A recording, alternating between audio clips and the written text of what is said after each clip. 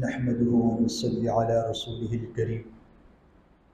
أما بعد فعن أبي هريرة رضي الله تعالى عنه أن رسول الله صلى الله عليه وسلم قال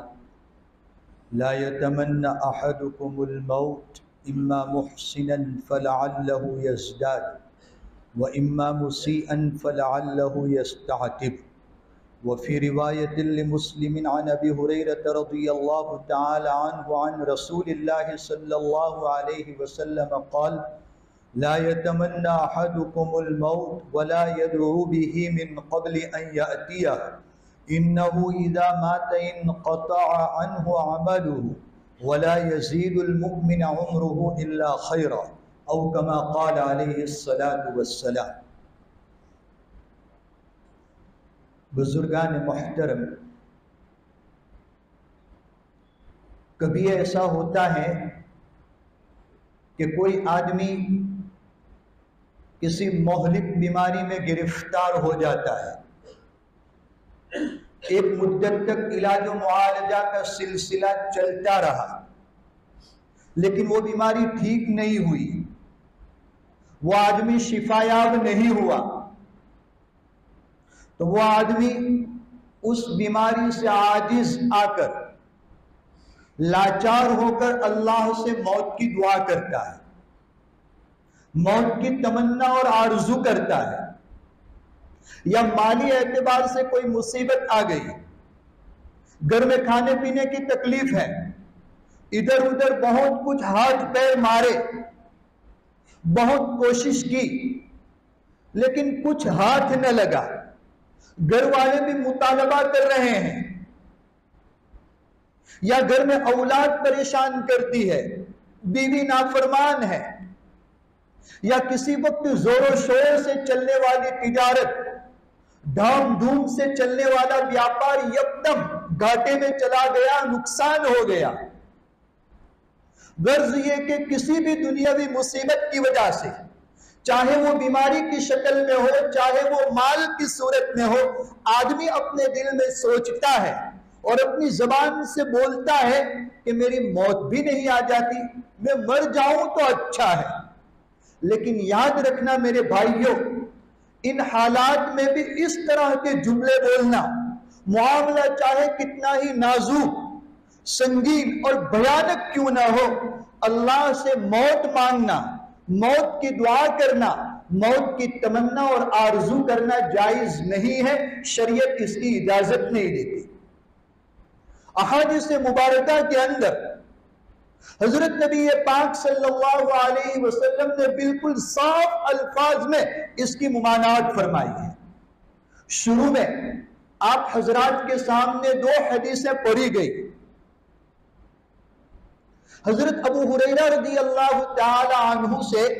روایت ہے، وہ فرماتے ہیں کہ اللہ کے رسول صلی اللہ علیہ وسلم نے ارشاد فرمایا لا یتمنى احدکم الموت، کہ تم میں سے کوئی بھی شخص ہرگز موت کی تمنا نہ کرے۔ کیوں؟ نبی کریم صلی اللہ علیہ وسلم نے آگے خود ہی اس کی وجہ بیان فرمائی ہے، فرمایا کہ موت کی تمنا کرنے والا آدمی ان دو حالتوں سے خالی نہیں ہوگا۔ یا تو موت کی تمنا کرنے والا وہ شخص اپنی حالیہ زندگی میں نیکوکار ہے، اس کے حالیہ زندگی اعمال صالحہ میں نماز، روزے، زکوٰۃ، صدقات، قرآن کریم کی تلاوت، ذکر و اذکار اور تسبیح وغیرہ میں گزر رہی ہے، نیک کاموں کا پابند ہے۔ نبی پاک صلی اللہ علیہ وسلم فرماتے ہیں کہ ایسا آدمی موت کی تمنا کیوں کرتا ہے؟ لعلہ یزداد، جب اللہ تبارک و تعالی نے اسے حالیہ زندگی میں اعمال صالحہ کی توفیق دے رکھی ہے،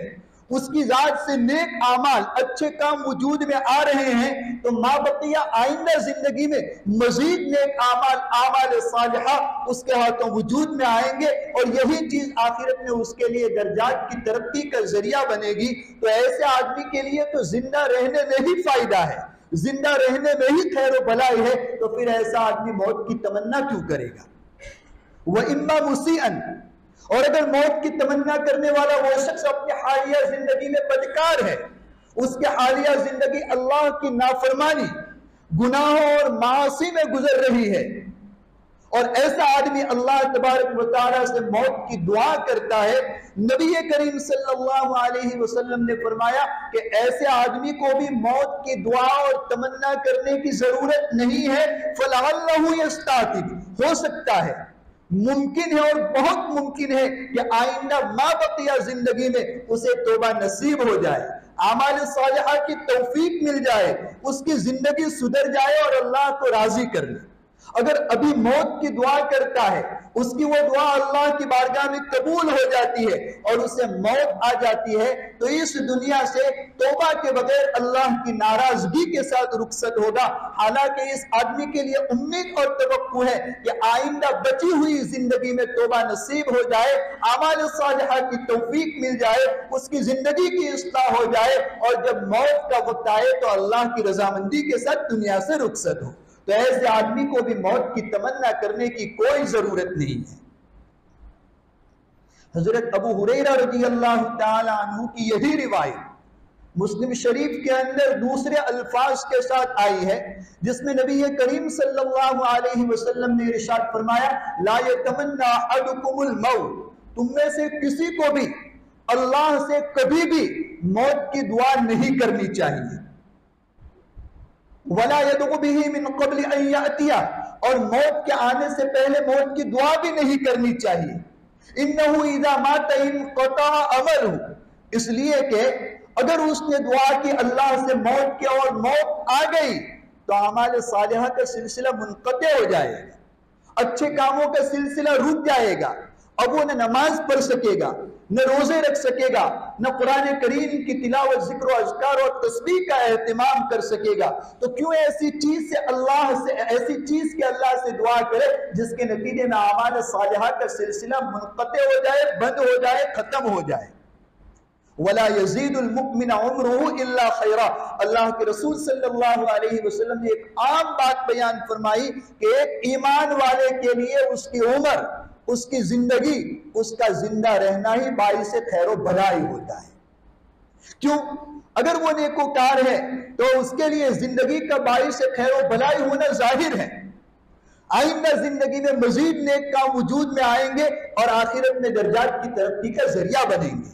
اور اگر وہ بدکار ہے حالیہ زندگی میں تو آئندہ توبہ کی امید ہے، اعمال صالحہ کی انجام دہی کی توقع ہے، تو ایسے آدمی کے لیے بھی زندہ رہنے میں، زندگی میں ہی فائدہ ہوتا ہے۔ بہرحال نبی پاک صلی اللہ علیہ وسلم نے یہ بات صاف بیان فرمائی ہے کہ ایک مومن کے لیے خیر اور بھلائی اسی میں ہے کہ اسے زندگی ملے اور وہ زندہ رہے۔ ایک دوسری روایت ہے، ان عبداللہ ابن بصر رضی اللہ تعالی عنہ قال ان اعرابیا قال یا رسول اللہ، حضرت عبداللہ ابن بصر رضی اللہ تعالی عنہ سے روایت ہے کہ ایک دیہاتی، ایک گاوئی نے اللہ کے رسول صلی اللہ علیہ وسلم سے پوچھا، من خیر الناس، اے اللہ کے رسول صلی اللہ علیہ وسلم سب سے اچھا انسان کون ہے، سب سے بہتر انسان کون ہے؟ نبی پاک صلی اللہ علیہ وسلم سے اس طرح کے سوال متعدد مقامات پر کیے گئے، نبی پاک صلی اللہ علیہ وسلم نے ہر آدمی کو دیکھتے ہوئے الگ الگ جواب دیے۔ تو اس آدمی کو دیکھتے ہوئے نبی پاک صلی اللہ علیہ وسلم نے جواب دیتے ہوئے کہا، من طال عمرہ وحسن عملہ، سب سے اچھا انسان وہ ہے جس کو لمبی زندگی ملے اور اس کو اعمال صالحہ کی توفیق ملی ہوئی۔ اس حدیث میں بھی آپ صلی اللہ علیہ وسلم نے فرمایا کہ زندگی کا ملنا اور زندہ رہنا یہ انسان کے لیے باعث خیر و بھلائی ہوتا ہے۔ اس لیے عام حالات میں کبھی بھی انسان کو اللہ سے موت کی دعا نہیں کرنی چاہیے، موت کی تمنا نہیں کرنی چاہیے۔ لیکن کبھی حالات بڑے سنگین ہوتے ہیں، انسان پیدر پہ مصیبتوں کا شکار ہو جاتا ہے، یکے بعد دیگر تکلیفیں اور ٹینشن آتے رہتے ہیں، جس کی وجہ سے آدمی کی طبیعت موت کی دعا کرنے کے لیے بے چین ہو جاتی ہے، دل بے قرار ہو جاتا ہے، انسان مجبور ہو جاتا ہے اس طرح کی دعا کرنے کے لیے۔ تو ایسے سنگین حالات میں نازک حالات میں انسان کو اللہ سے کس طرح دعا کرنی چاہیے، اس کا طریقہ بھی حضرت نبی پاک صلی اللہ علیہ وسلم نے احادیث مبارکہ میں ہمیں سکھلایا ہے۔ عن انس بن مالک رضی اللہ تعالی عنہ قال رسول اللہ صلی اللہ علیہ وسلم لا يتمنى احدكم الموت لضر اصابه فإن كان لا بد فاعلا فليقل اللهم احيني ما كانت الحياة خيرا لي وتوفني اذا كانت الوفاة خيرا لي۔ حضرت انس بن مالک رضی اللہ تعالی عنہ فرماتے ہیں کہ اللہ کے رسول صلی اللہ علیہ وسلم نے ارشاد فرمایا کہ کسی بھی دنیاوی مصیبت کی وجہ سے، چاہے وہ دنیاوی مصیبت بیماری کی شکل میں ہو، چاہے وہ مال کی صورت میں ہو، کسی بھی ایمان والے کو اللہ سے موت نہیں مانگنی چاہیے، موت کی تمنا نہیں کرنی چاہیے۔ اگر حالات سے مجبور ہو کر اس طرح کی دعا کرنی ہی پڑے، آدمی کی طبیعت بے قرار ہو گئی ہو، انسان مجبور ہو گیا ہو، تو ایک مومن کو اللہ سے قطعی طور پر اور متعین طور پر موت کی دعا کرتے ہوئے یوں نہیں کہنا چاہیے کہ اللہ تو بس مجھے موت ہی دے دے، بلکہ اس طرح دعا کرنی چاہیے اللہم اے اللہ احیینی ما کانت الحیات خیرا لی، اگر زندہ رہنے میں میرے لیے خیر ہے، زندگی میں میرے لیے بھلائی ہے تو تم مجھے زندہ رکھ، وتوفنی اذا کانت الوفاۃ خیرا لی، اور جب مرنا ہی، وفات پانے میں ہی میرے لیے خیر اور بھلائی ہو تو تم مجھے موت دے دینا۔ اس لیے کہ اللہ کے سوا کوئی نہیں جانتا کہ انسان کے لیے زندہ رہنے میں خیر ہوتی ہے یا مر جانے میں خیر ہوتی ہے، وہ تو اللہ ہی جانتا ہے کہ اس انسان کے لیے زندہ رہنے میں خیر ہے یا وفات پا جانے میں بھلائی ہے۔ اور یہ قاعدہ ہر دعا کا ہے، صرف اس دعا کا نہیں بلکہ ہر دعا کا یہ ادب ہے کہ جب بھی اللہ سے کوئی چیز مانگی جائے، طلب کی جائے، تو قطعی اور متعین طور پر وہ چیز نہ مانگی جائے بلکہ اس چیز میں اللہ سے خیر و بھلائی کو طلب کرتے ہوئے اس چیز کو مانگنا چاہیے۔ کسی کو اولاد کی ضرورت ہے تو اللہ سے دعا کرتے ہوئے یوں نہ کہے کہ اللہ مجھے اولاد دے دے، بلکہ اس طرح دعا کرنی چاہیے کہ اللہ اگر اولاد ملنے میں میرے لیے خیر ہے تو تم مجھے نیک اور صالح اولاد عطا فرما، اس لیے کہ اولاد جس طریقے سے رحمت بن سکتی ہے زحمت بھی بن سکتی ہے۔ بہت سو کو ہم نے دیکھا ہے کہ جب تک اولاد نہیں تھی، اولاد کے لیے پتہ نہیں کیا کیا کوششیں کر رہے تھے، اللہ سے دعائیں کر رہے تھے، تعویذات کرا رہے تھے، صدقات و خیرات کا اہتمام کرا رہے تھے، لیکن جب اللہ نے اولاد دی، وہ اولاد نافرمان ملی، تو پھر لوگوں سے کہنے لگے اس سے اچھا تو یہ تھا کہ مجھے اولاد ہی نہ ملتی۔ اگر مال کی ضرورت ہے تو اللہ سے یوں دعا نہ کی جائے کہ اللہ تو مجھے مال عطا فرما، اس لیے کہ مال بھی انسان کے لیے کبھی مضر اور نقصان دہ ہو سکتا ہے۔ اللہ سے یوں دعا کرنی چاہیے کہ اگر اللہ مال اور مالداری میں میرے لیے خیر اور بھلائی ہے تو تم مجھے مال عطا فرما، مالداری عطا فرما۔ بہت سو کو دیکھا ہے کہ جب مال نہیں تھا تو بڑے دیندار بنے ہوئے تھے، ہر 5 وقتہ نمازوں کا اہتمام کر رہے تھے، تہجد، اشراق، چاش، اوابین، ذکر و اذکار، تسبیح، تلاوت کا اہتمام کر رہے تھے، لیکن جب مال آ گیا تو مال نے انہیں مغرور بنا دیا، متکبر بنا دیا اور اللہ سے دور کر دیا۔ تو مال وبال جان بھی بن سکتا ہے، تو مالداری کے اندر بھی اللہ تبارک و تعالیٰ سے خیر و بھلائی طلب کرتے ہوئے اللہ سے دعا کرنی چاہیے۔ ورنہ کبھی ایسا بھی ہوتا ہے جیسا کہ حضرت شیخ نور اللہ مرقدہ نے واقعہ لکھا ہے اور بارہا آپ سن چکے ہیں کہ ایک آدمی بیچارہ مسافر تھا، پیدل سفر کر رہا تھا، کوئی سواری نہیں مل رہی تھی، وہ اللہ سے دعا کرتا ہے اللہ سواری کے لیے گھوڑا دے دے، اللہ سواری کے لیے اونٹ میسر کر دے، اللہ سواری کے لیے کوئی گدھا خچر دے دے۔ یہ دعا کر رہا ہے اور پیدل چل رہا ہے۔ جب وہ چلتے چلتے تھک گیا اور اس نے دیکھا کہ کوئی سواری نہیں مل رہی ہے تو بیچارہ تھکا ہارا اللہ سے دعا کرنے لگا کہ اللہ گھوڑا نہ صحیح گھوڑی کا بچہ تو دے دے۔ یہ آدمی اس آدمی نے یہ دعا سنجیدگی کے ساتھ نہیں کی تھی، تھکا ہارا تھا، مجبور ہو کر اس کی زبان سے یہ نکل گیا،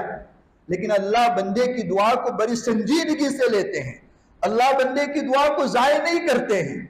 ہوا یہ کہ وہ بیچارہ تھکا ہارا تھا، سستانے کے لیے، آرام کرنے کے لیے ایک درخت کے نیچے بیٹھ گیا۔ اتنے میں ایک سپاہی آیا اپنی گھوڑی پر سوار ہو کر. اتفاق کی بات یہ کہ اس کی گھوڑی نے اسی جگہ کے اوپر بچے کو جنم دیا. اب سپاہی کی گھوڑی تھی, نیا پیدا ہونے والا بچہ تھا, اس کو چلانا تو مناسب نہیں تھا اور وہ خود گھوڑی کے اوپر سوار تھا. وہ اس گھوڑی کے بچے کو اپنے گھر کس طرح لے جاتا؟ اس نے کوئی آدمی ڈھونڈا, ادھر ادھر دیکھا تو اس کو درخت کے نیچے یہ آدمی سویا ہوا نظر آیا. اس کے پاس گیا, اپنے ڈنڈے سے اس کو اٹھایا, اس کو کھڑا کیا اور اس کے کندھے کے اوپر اپنی گھوڑی کا بچہ رکھ دیا اور اسے کہہ دیا کہ اب میری اس گھوڑی کے بچے کو لے کر میرے گھر پر پہنچا دے. اب یہ بیچارہ اب تک تو اکیلا اپنے جسم کا بوجھ لے کر چل رہا تھا, اب اپنے جسم کا بوجھ ہے اور گھوڑی کے بچے کا بوجھ بھی ہے. اب اللہ سے کہہ رہا ہے کہ اللہ میں نے تجھ سے گھوڑی کا بچہ مانگا تھا, اپنے تلے کو تو نے دے دیا اوپر کو. ایسا بھی ہوتا ہے. اس لیے اللہ سے کوئی بھی دعا کی جائے ہمیشہ اللہ سے خیر اور بلائی کی طلب کرتے ہوئے اس چیز کے اندر دعا کرنی چاہیے, ورنہ کبھی اس طرح لینے کے دینے بھی پڑ جاتے ہیں. تو بات یہ عرض کر رہا تھا کہ مطلق موت کی دعا نہ کی جائے, بلکہ یوں دعا کرنی چاہیے کہ اللہ اگر زندگی میں بلائی ہے تو زندہ رکھ اور مرنے میں بلائی ہے تو مجھے موت عطا کر دے. اس لیے کہ کسی بھی انسان کو یہ بات پتا نہیں ہے کہ زندہ رہنے میں اس کے لیے خیر ہے یا مر جانے میں اس کے لیے خیر و بلائی ہے. یہ تو دنیاوی مصیبت کی صورت میں مسئلہ ہے. اگر آدمی کے ایمان پر آ پڑی ہے, ایمان چلے جانے کا یقین ہے, آدمی کے دین کے چلے جانے کا ظن غالب ہے, 100% اسے لگتا ہے یا 75%, 80%, 90% اسے لگنے لگا ہے کہ اب اگر مزید زندہ رہا تو میرا ایمان چلا جائے گا, میرے دین کا نقصان ہو جائے گا, تو ایمان کے خطرے کی صورت میں, دین پر خطرے کا ظن غالب اور یقین ہونے کی صورت میں اللہ سے موت کی دعا کرنا جائز ہے. یوں کہہ سکتے ہیں کہ اللہ میرے ایمان کے اوپر خطرہ ہے, میرے دین کا خطرہ ہے, تو مجھے میرا ایمان چلا جائے, میرا دین چلا جائے, اس سے پہلے دنیا سے اٹھا لے. حضرت عمر ابن الخطاب رضی اللہ تعالیٰ عنہ جب خلیفہ تھے, آدھی دنیا کے اوپر ان کے دور خلافت میں اسلامی سلطنت پھیل چکی تھی, بوڑھے ہو گئے. ایک مرتبہ حج کو یا عمرہ کے لیے تشریف لے گئے تو کعبۃ اللہ کے پاس جا کر اللہ سے دعا کی, اللہ یہ میری ہڈیاں کمزور ہو چکی ہے اور مجھے خطرہ اور اندیشہ ہے کہ میں مزید حکمران بنا رہا ہوں تو میرے ہاتھوں سے تیرے کسی بندے کا حق ضائع ہوگا, تیرے بندے کا کوئی حق ضائع ہو, اس سے پہلے تو مجھے دنیا سے اٹھا لے. اسی سال یا اگلے سال حضرت عمر رضی اللہ تعالیٰ عنہ کی شہادت ہو جاتی ہے. اس واقعے سے پتہ چلتا ہے کہ ایمان کا خطرہ ہو, دین کا خطرہ ہو, تو اس صورت کے اندر موت کی دعا اور تمنا کرنا جائز ہے, ورنہ عام حالات میں موت کی دعا اور تمنا کرنا جائز نہیں ہے. اللہ تبارک و تعالی ایسے حالات سے ہم سب کی حفاظت فرمائے اور مسائل کی صحیح سمجھ عطا فرمائے. وآخر دعوانا الحمدللہ رب العالمین.